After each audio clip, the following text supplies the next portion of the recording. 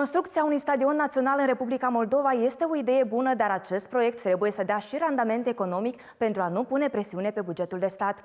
Ministrul Educației și Cercetării Dan Perciun susține că trebuie analizat minuțios studiul de prefezabilitate pe care îl va reprezenta Federația de Fotbal și își exprimă speranța că lucrurile se vor mișca din loc. Ministrul Dan Perciun susține că este o adevărată provocare să găsești resurse pentru a menține pe linia de plutire un obiect de infrastructură sportivă, precum ar fi Stadionul Național. Eu cred că e foarte important să avem acel studiu de prefezabilitate ca să înțelegem exact randamentul economic pe care îl poate aduce un asemenea obiect de infrastructură și să calibrăm numărul de locuri la cererea pe piață de servicii de fotbal, de interes pentru fotbal și să ne asigurăm că poate să aducă venit. Pentru că altfel va trebui subvenționat constant din bugetul de stat, dar până la urmă ar fi bine să existe un rulaj suficient care să poată să acopere cheltuielile. Arena Chișinău, de exemplu.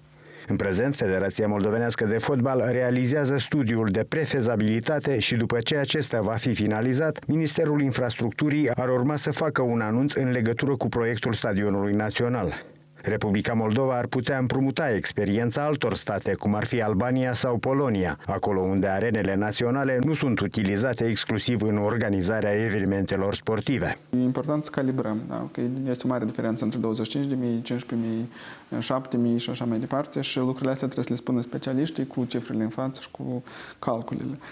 Și totuși când vorbim de Polonia, Varșovia, un oraș de câteva ori mai mare decât Chișinău, alte venituri, altă piață, lucrurile astea trebuie luate în calcul, dar există deschidere și zic să așteptăm un anunț din partea Ministerului Infrastructurii, pentru că știu că o să vină cu un anunț în sens.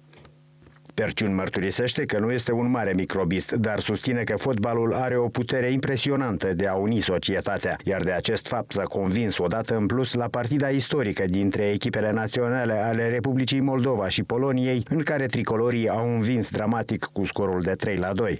Îmi place să urmăresc echipa națională și cu mare, mare bucurie am fost la meciul respectiv, pentru că eu cred în potențialul fotbalului de a uni o societate, indiferent de limba pe care o vorbim, indiferent de orientare geopolitică și toate celelalte.